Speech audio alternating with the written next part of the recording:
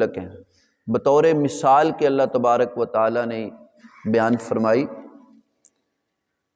کہ یقیناً اللہ تعالیٰ بدر کے موقع پر تمہاری مدد کر چکے ہیں، حالانکہ تم کمزور تھے، بے سر و سامانی کا عالم تھا۔ مسلمانوں کے جو تعداد تھی وہ 313 تھی، اور زریں بھی کم تھی، اسلحہ بھی کم تھا، کھانے پینے کا سامان بھی کم تھا، اور سواریاں بھی کم تھیں۔ اس کے مقابلے میں جو کافر تھے، کافروں کی تعداد 1000 کے قریب تھی، اور ان کے پاس 100 گھوڑے تھے، اور ہر ایک کے پاس جو ہے 2 اونٹ تھے، اور خورد و نوش کا جو سامان تھا وہ بھی وافر مقدار میں تھا۔ تو اللہ تبارک و تعالی نے فرمایا کہ اگر تم تقوی اختیار کرو، اللہ سے ڈرو، تو اللہ تبارک و تعالی اسی طرح مدد کر سکتے ہیں جیسے جنگ بدر کے موقع پر مدد کی۔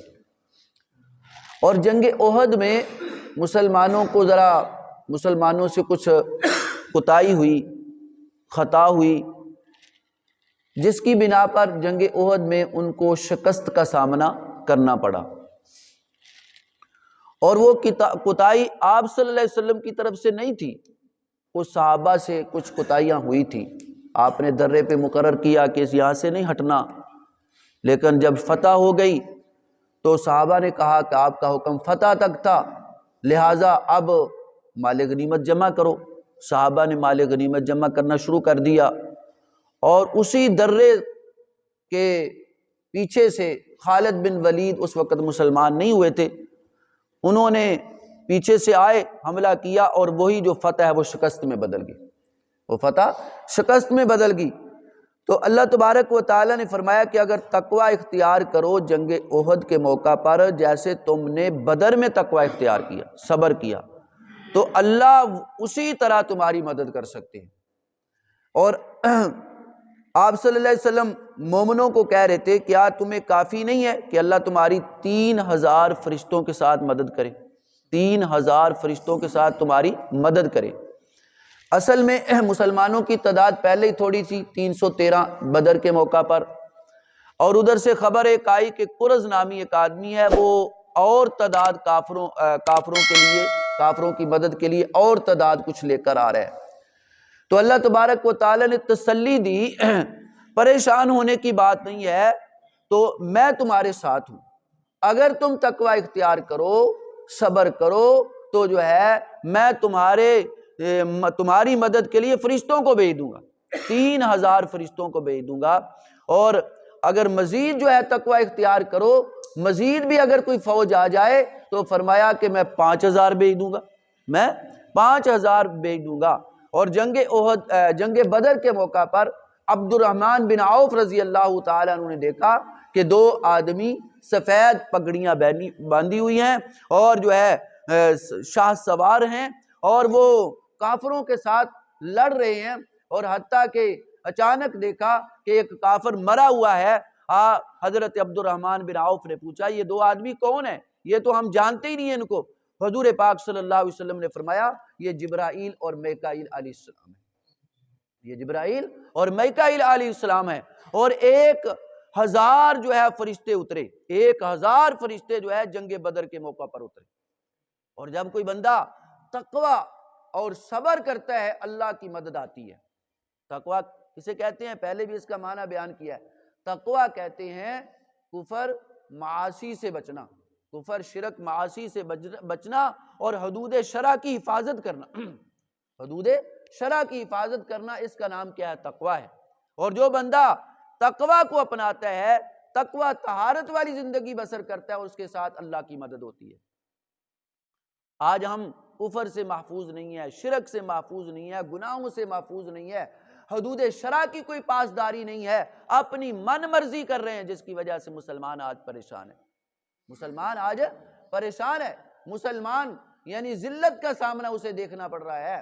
تو لہٰذا اگر کوئی مسلمان اپنے کو کامیاب سمجھنا چاہتا ہے تو اس کے واسطے ضروری ہے فاتقوا اللہ، کہ اللہ سے ڈرے، فاتقوا اللہ، اللہ سے ڈرے اور صبر اختیار کرے. اگر کوئی پریشانی آ جائے، مصیبت آ جائے، ڈٹ کر اس کا مقابلہ کرے کہ یہ مصیبت کس کی طرف سے ہے؟ اللہ کی طرف سے.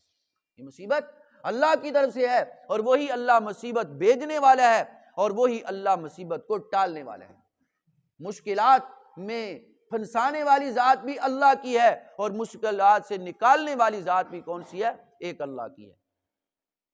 شر اور خیر اللہ کی طرف سے ہوتا ہے، اور جب کسی مسلمان میں کمی کوتاہی ہوتی ہے پھر اللہ کی طرف سے آفتیں آتی ہیں، پریشانیاں آتی ہیں. اور جب انسان تقوی طہارت کی زندگی بسر کرتا ہے پھر اللہ کی مدد آتی ہے، اللہ کی طرف سے رحمتوں کی بارشیں ہوتی ہیں.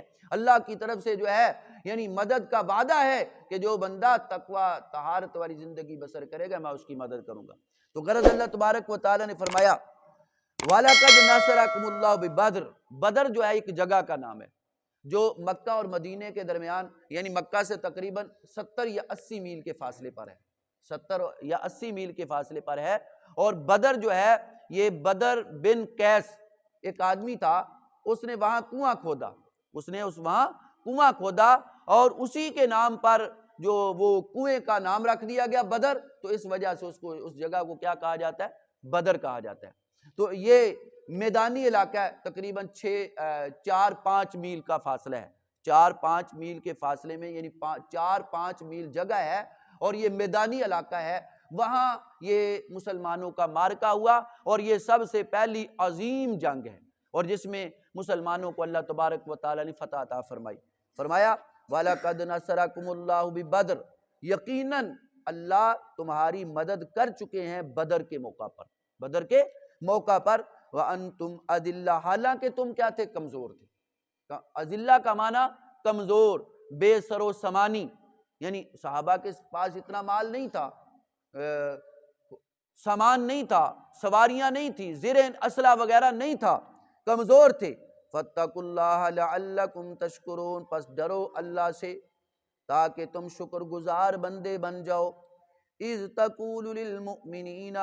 جب آپ مومنوں کو کہہ رہے تھے کیا کافی نہیں ہے تمہارے لیے یہ کہ اللہ تمہاری مدد کرے، تمہارا رب تمہاری مدد کرے. بِثَلَاثَةِ آلَافٍ مِّنَ الْمَلَائِكَةِ. یعنی 3000 فرشتوں کے ساتھ، منزلین جو اترنے والے ہیں، 3000 فرشتوں کے ساتھ. بلا کیوں نہیں، بلا کیوں نہیں، اگر تم صبر کرو، تقوی اختیار کرو. وَيَأْتُوكُم مِّن فَوْرِهِمْ. آئیں گے تمہارے پاس جلدی، یہ مدد کریں گے تمہارا رب. بِخَمْسَةِ آلَافٍ مِّنَ الْمَلَائِكَةِ. 5000 فرشتوں کے ساتھ، مصومین جو نشان لگے ہوئے ہوں گے، نشان لگے ہوئے ہوں گے. اللہ سے دعا ہے کہ اللہ عمل کی توفیق عطا فرمائے. وَمَا عَلَيْنَا إِلَّا الْبَلَاغُ الْمُبِينُ.